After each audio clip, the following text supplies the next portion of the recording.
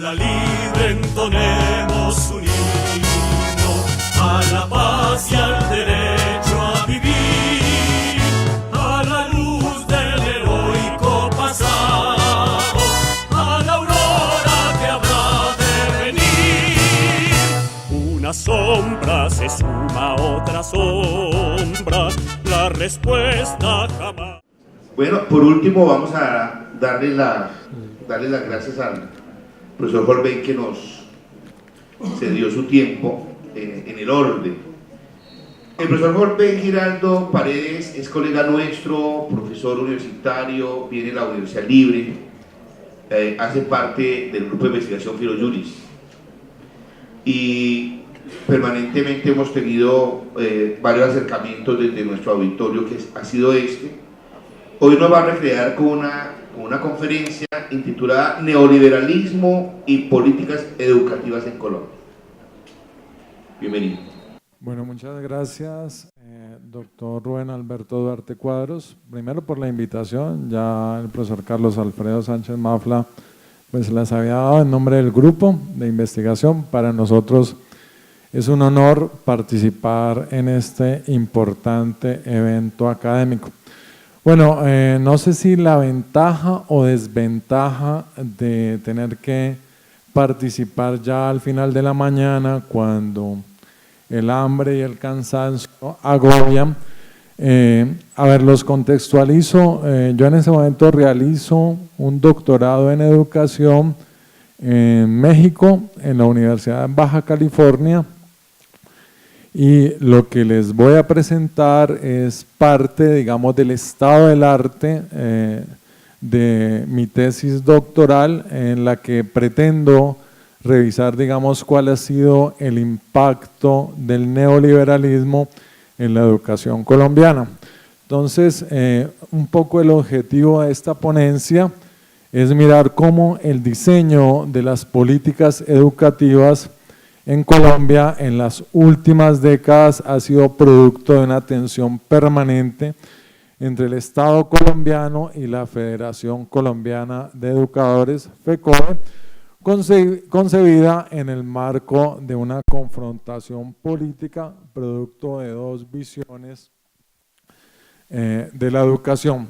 Una visión estatal que propugna por una neoliberalización, una mercantilización y una privatización de la educación, y por otro lado FECODE que digamos defiende un Estado garantista de bienestar social desde una visión que lucha porque se garantice, digamos, constitucionalmente este derecho a una educación gratuita y de alta calidad.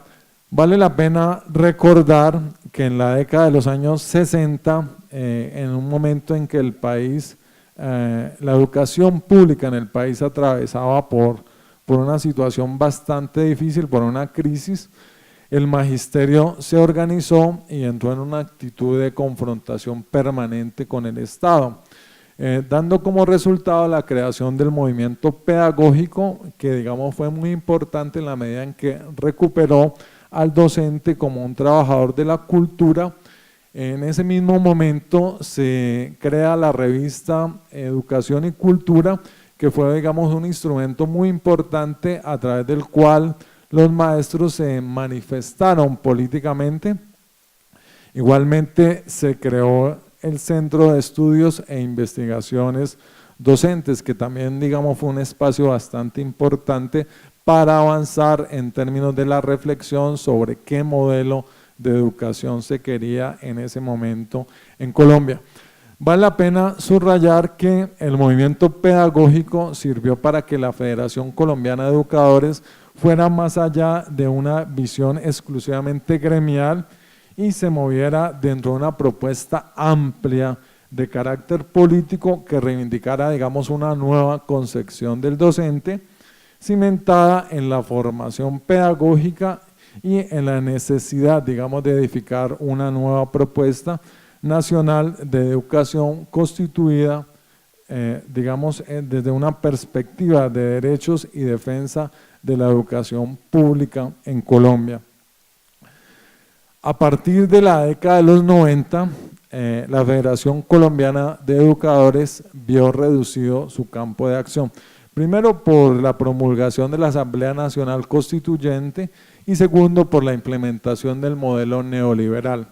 En medio del debate, digamos, generado en ese momento por la difícil situación que atravesaba la educación pública en Colombia, FECODE asumió un papel histórico bastante importante en la medida en que, digamos, generó el debate a nivel nacional sobre cuál debía ser, digamos, la propuesta de reforma democrática a la educación, para lo cual se aprobó la presentación al Congreso de un proyecto de ley de educación y un planteamiento para la financiación de la misma. Digamos que en este sentido el magisterio participó de manera protagónica en este proceso político. Fue a partir también de la Constitución de 1991 donde los diversos representantes que participaron en los diferentes escenarios del debate político en torno a la educación, habló de gobierno, maestros y padres de familia, establecieron la importancia, primero, de garantizar una amplia cobertura en Colombia, en todos los rincones del país, una excelente calidad del servicio educativo a toda la sociedad colombiana, y en este sentido, digamos que en ese momento donde Estado y la Federación Colombiana de Educadores se encuentran para discutir estas problemáticas que para ellos son fundamentales resolver, se presentaron diversas y hasta opuestas estrategias para la solución de estos problemas. Pero a pesar de las diferencias en este sentido, tenían, digamos, muy claro que había tres aspectos sobre los que había que trabajar. Uno, mejorar la calidad de la educación en Colombia era vital. Segundo, el problema de la cobertura. Yo creo que calidad y cobertura han sido, digamos, dos problemas históricos presentes en el sistema educativo colombiano. Y tercero, mejorar el tema de la gestión educativa. Digamos que eran aspectos que supremamente importantes en ese momento abordar. Históricamente la sociedad colombiana había estado sumida en el atraso, el subdesarrollo. El país era el país de menor desarrollo, en ciencia y tecnología. Hay un libro de la Comisión de los 10 Sabios, el famoso informe Colombia al filo de la oportunidad, que ya lo señala, y me parece que todavía las tesis que Rodolfo Ginás, Gabriel García Márquez y todos los académicos que participaron, digamos, en la elaboración de ese informe, dieron a conocer en ese momento, siguen estando hoy muy vigentes en Colombia. Los gobiernos de turno plantearon proyectos que permitieran reducir el gasto público y mejorar la eficiencia de las instituciones educativas en Colombia. Este proceso, digamos, se caracterizó por intentar con el mismo presupuesto mejorar los resultados. Digamos que el Estado en ese sentido es bastante contradictorio. No aumentar el presupuesto, pero sí mejorar la gestión de la educación en Colombia. Vaya contradicción. Por ejemplo, para el expresidente César Gaviria, en cuyo mandato, digamos, se inició la implementación del modelo neoliberal en Colombia, mayor calidad implicaba mayor eficiencia, y para lograrlo proponía reducir la tasa de deserción y repitencia escolar a través de una política educativa que en su momento fue muy polémica y que todavía los que somos docentes universitarios estamos sufriendo, y fue la famosa promoción automática. Fue fatal para la educación colombiana, y creo que de los desaciertos de las políticas educativas en las últimas décadas, la famosa promoción automática. Para los neoliberales, el Estado no debía aumentar su inversión en la educación, y de esta manera se abrió la posibilidad para que el sector privado, por medio de mecanismos como la concesión, inyectara capital y pudiera manejar este servicio. Es una clara demostración de las tendencias neoliberales en educación que se han venido, digamos, implementando en Colombia. Al contrario, la Federación Colombiana de Educadores, FECODE, planteaba aumentar significativamente el gasto público para financiar, primero, la capacitación docente. Segundo, ellos planteaban realizar contratos de tiempo completo a los docentes en mayor autonomía curricular y pedagógica de los profesores. La federación siempre se ha opuesto a que se aumente el número de estudiantes por salón en busca de una mayor cobertura. Digamos que esa ha sido históricamente la propuesta del Estado. Hoy asistimos a aulas de clases, sobre todo en los colegios públicos, donde el profesor tiene 60, 65, 70 estudiantes. Uno sabe que esa no es la forma de solucionar el problema de la cobertura educativa y que definitivamente eso va en detrimento de la calidad educativa. Frente al tema de la cobertura, miremos la postura del Estado. El Estado consideraba que no debía haber un aumento del gasto nacional para mejorar dicha cobertura en educación. Su principal propuesta consistió en descentralizar administrativamente la parte administrativa, por favor, de las instituciones educativas y construir mega colegios. De esta manera le abrió, digamos, la posibilidad a la participación del sector privado para que ayudasen en el logro de una mayor cobertura. Vieron cómo, digamos, el Estado le apuesta a la descentralización administrativa para mejorar el tema de la cobertura. Miremos la propuesta de FECODE en ese momento para resolver el tema de la cobertura educativa. FECODE, al contrario del Estado neoliberal, planteaba aumentar la cobertura y por lo tanto se requería aumentar el gasto público.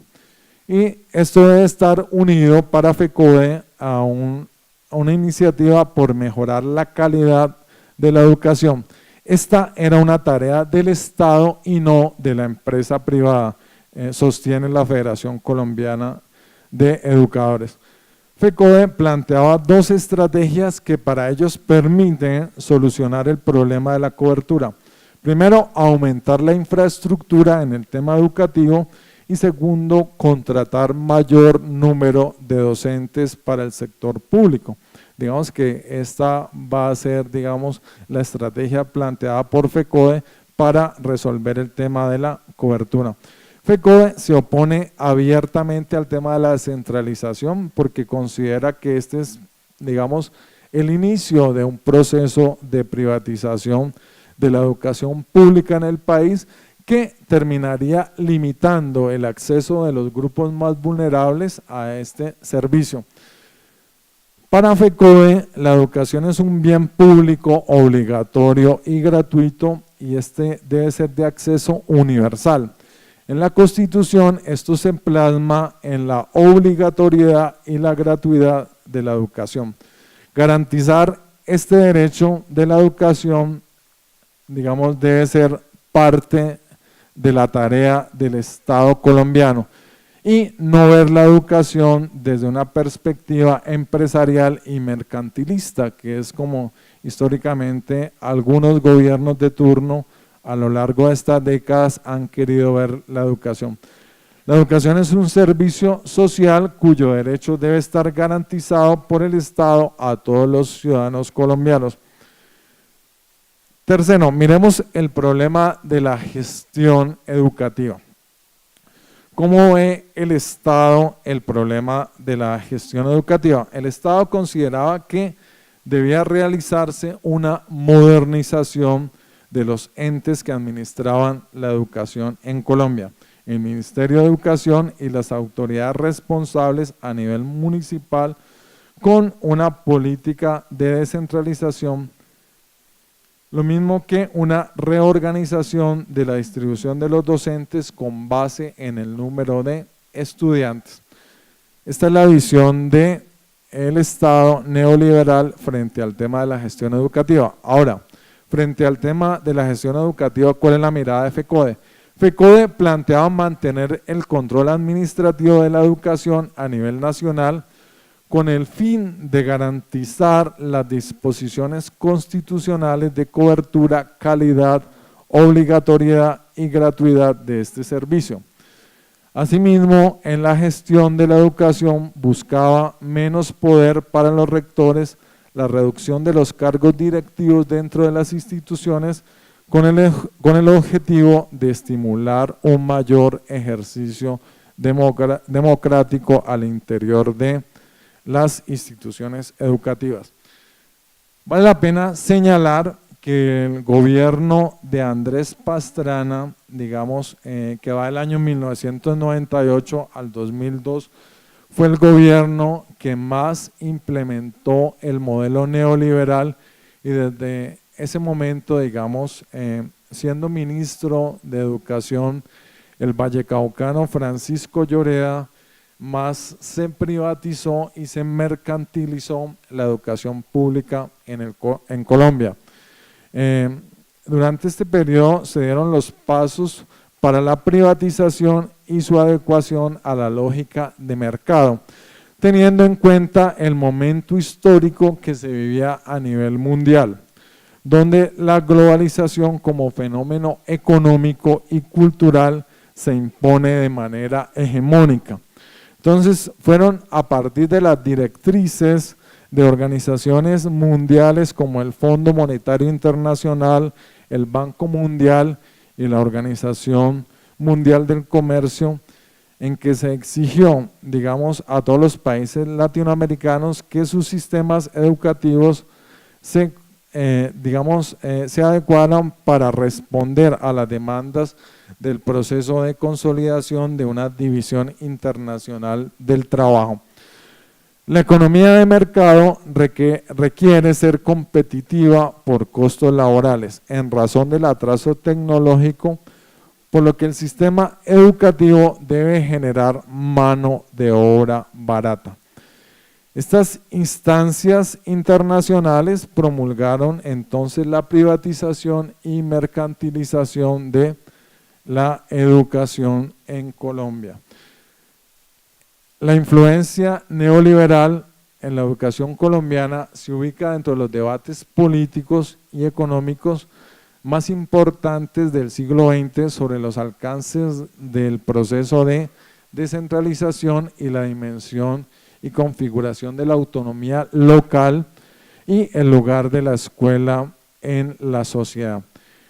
En el intento de generar una mayor democracia local, se ha generado una descentralización para mí autoritaria que hace confusa la responsabilidad del Estado frente al tema de la educación.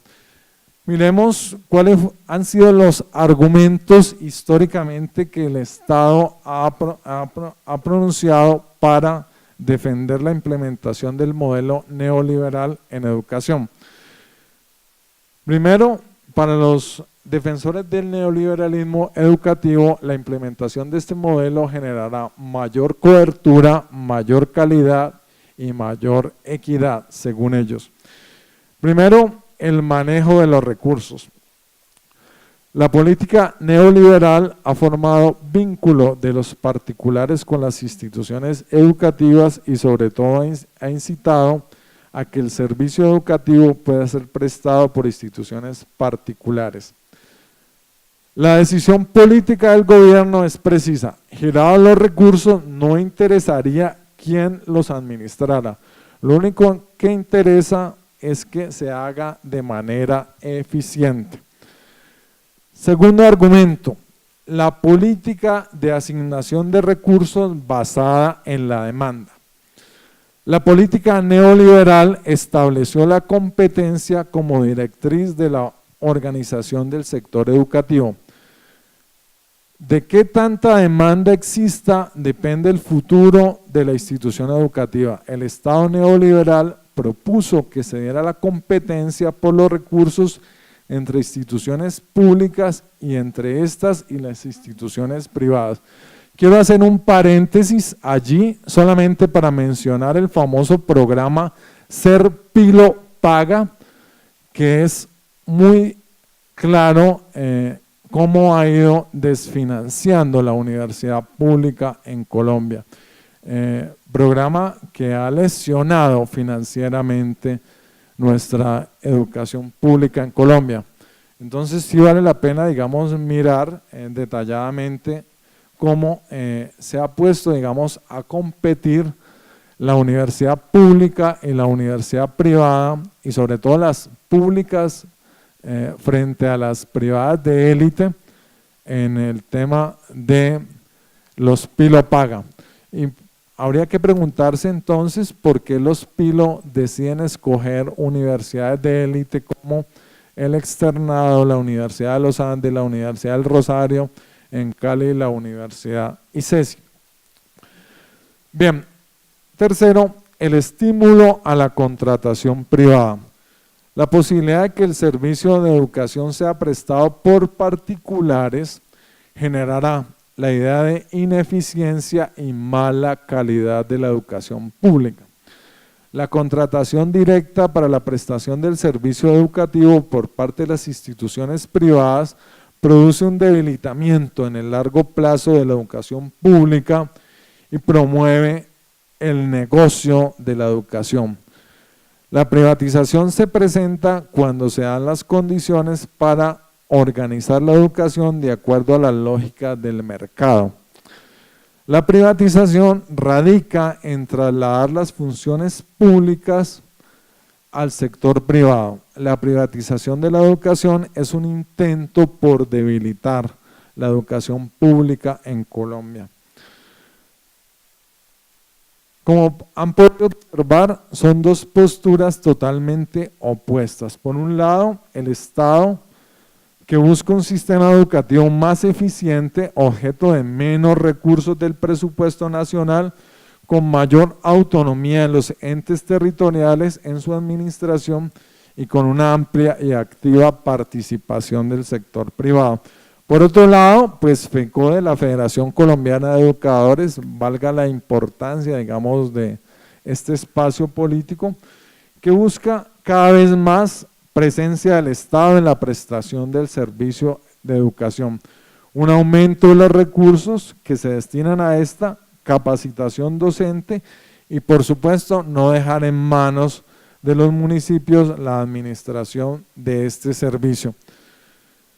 A manera de conclusión, estas dos concepciones responden a perspectivas diferentes del Estado en cuanto a su responsabilidad frente al tema de la educación.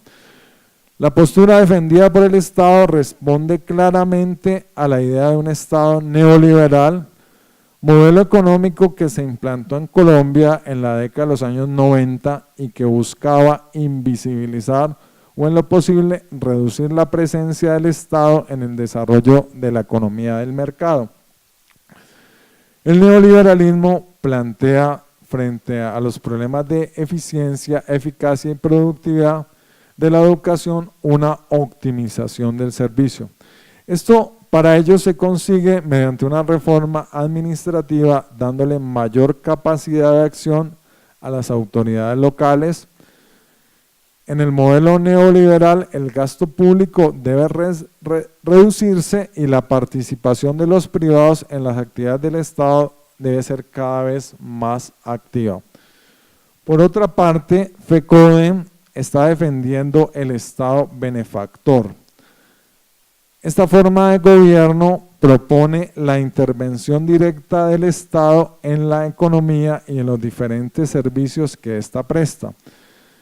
Estas dos posturas frente al tema de la educación se expresan en una confrontación en donde los gobiernos de turno, hablo de Gaviria, Pastrana, Samper, defendieron un Estado neoliberal que dejara en manos de los privados la prestación del servicio educativo y donde hubiera cada vez menos inversión, lo que significaría, por supuesto, privatizar lo que hasta ese momento había sido un servicio público. Por otro lado, FECODE luchaba por mantener un estado de bienestar social que garantizase los derechos constitucionales de acceso a una educación gratuita y de alta calidad para toda la población colombiana. La educación para FECODE debe estar financiada en su totalidad por el Estado y es este quien debe administrarla. Más que buscar en un servicio como la educación alguna rentabilidad, lo que la Federación pretendía es que el Estado asumiera su responsabilidad en el tema de educación, para así poder garantizar su accesibilidad, gratuidad y obligatoriedad, sin dejar estas actividades en manos del sector privado. A partir de estas dos posturas que parecen irreconciliables, se va desarrollando un conflicto político entre FECODE y el Estado que va a influir directamente en las reformas educativas desde el año 1990. Muchas gracias. Gracias. Es para el doctor Sánchez Mafra. El profesor hacía un análisis del concepto de desarrollo del pensamiento de Amartya Sen sobre el desarrollo, hacía comentarios muy interesantes sobre lo feroz y fuerte, pero también hacía comentarios interesantes sobre lo compatible de la garantía de libertad, de esa libertad de acción y de decisión. Pero concluye con una frase que nos puso un poquito nerviosos, a pesar de que habló también del desarrollo político, de desarrollo de servicios, de desarrollo de oportunidades, concluye con la frase de desperdicio de vida. Entonces nos gustaría que ampliara un poquito esa frase y ese comentario. Gracias. Buenos días. Yo tengo una pregunta acerca de la ponencia sobre educación en neoliberalismo. No entendí muy bien por qué la descentralización en municipios es perjudicial, pues desde la perspectiva de FECODE. Y no sé en qué casos, porque los casos que yo conozco en Cundinamarca es al revés. Los municipios más pequeños no pueden gestionar la educación, sino que lo hace el departamento.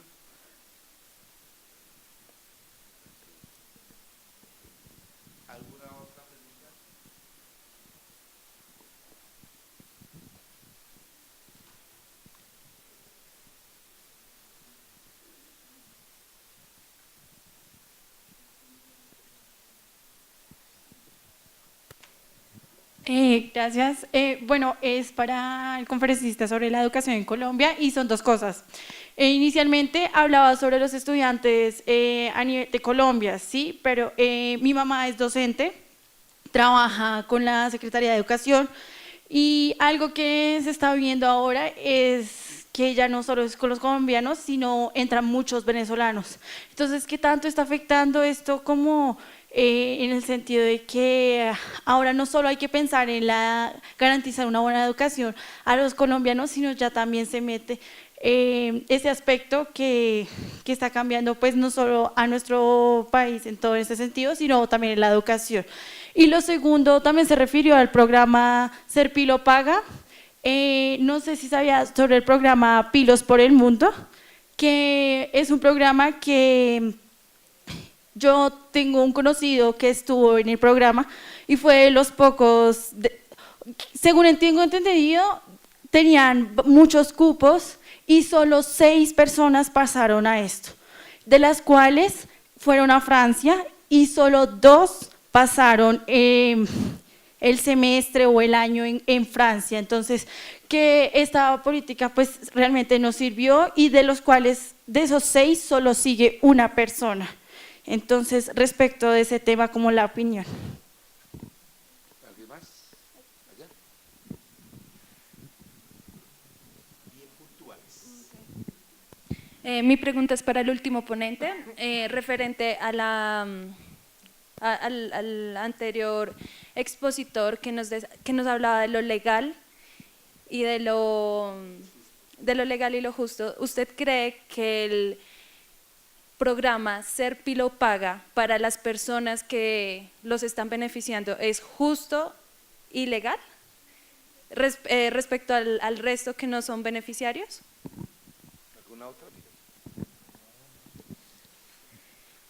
Bueno, mi pregunta es con respecto a la educación en Colombia, en el área en donde si creemos que estamos capacitados o Colombia está capacitada para dar educación a miles de niños, por decirlo así, ya que vemos el punto de vista en donde un docente, como lo decía el expositor, un docente tiene que tener la capacidad para manejar a más de 60 estudiantes, y qué tal es esa educación sabiendo que pues son muchas personas pues en un solo, bueno, con un solo docente, por decirlo así. O sea, no sé, mi pregunta es como la opinión de si estamos capacitados como país para pues, para asumir este rol o reto pues para la educación en Colombia.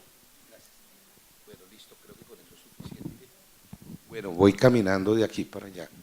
Me agrada saber que ustedes se hayan preocupado e entusiasmado por un problema como la educación. Más que el derecho, se dieron cuenta, y son estudiantes de derecho. Están más preocupados por la educación, cosa de la cual me siento muy halagüeño. Entonces, así sea tarde la hora, quedan libres para que respondan. Carlos. Su pregunta se refiere a mi afirmación en el sentido o la utilización del término específico de desperdicio de vida. Yo creo que tal vez esto se puede presentar en la medida en que uno, cuando trae un esquema de exposición para realizarlo y lo debe modificar para ajustarse con respecto al tiempo, puede no tener la suficiente claridad sobre un determinado aspecto. El concepto de desarrollo formulado por Amartya Sen se entiende como un proceso de expansión de los derechos y de las libertades de las que gozan los ciudadanos o los individuos dentro de las sociedades democráticas modernas. Eso significa entonces que se aleja de las visiones más estrictas del desarrollo que lo consideran desde el punto de vista del aumento de las rentas nacionales, del desarrollo tecnológico, del Producto Nacional Bruto, etc. Eso significa que el concepto de desarrollo de Amartya Sen se está centrando esencial y fundamentalmente en el ser humano, en su enfoque sobre las capacidades y en consecuencia en el que los ciudadanos tengan las oportunidades, los hombres tengan las oportunidades de concebir un determinado proyecto, de vida, que tengan razones para valorar y esforzarse a través de la asistencia para lograrlo. O sea, está ligado al problema de la erradicación o digamos por lo menos disminución de la pobreza, a la formulación de su tesis o su propuesta del derecho a no tener hambre. Eso significa que se plantea en los aspectos esencialmente humanos. Entonces, la referencia que yo hago al respecto se refiere a las concepciones tradicionales del concepto de desarrollo, que lo que han generado desde el siglo pasado hasta hoy es una concentración excesiva de la riqueza. Y esa concentración excesiva de la riqueza lo que genera es obviamente unos pocos excesivamente ricos y unos muchos excesivamente pobres.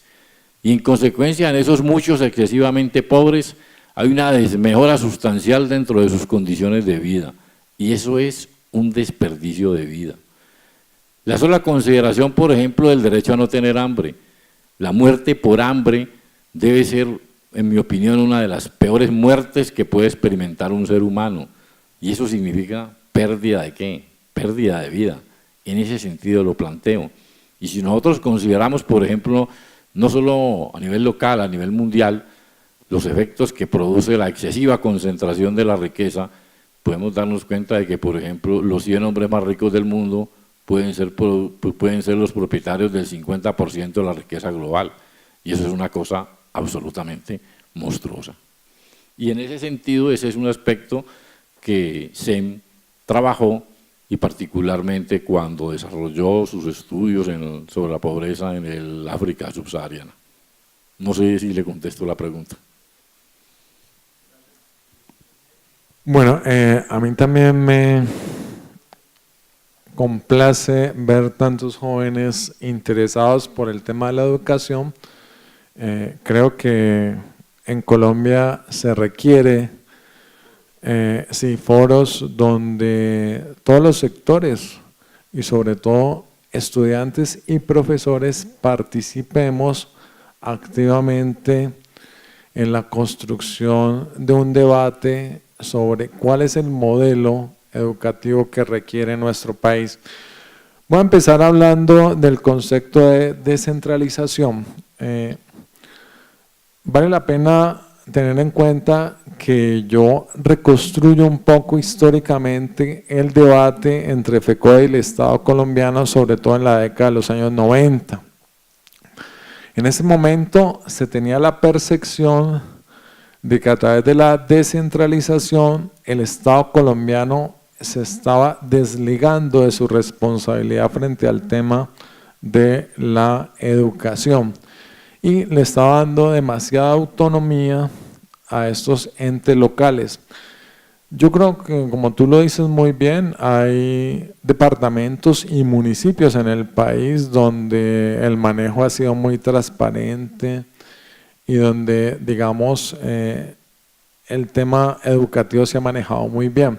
Pero también vale la pena, y yo creo que allí se requiere una revisión exhaustiva de cómo se ha dado el tema de la descentralización administrativa a nivel educativo, cómo ha impactado, digamos, a la mayoría de los municipios en el país.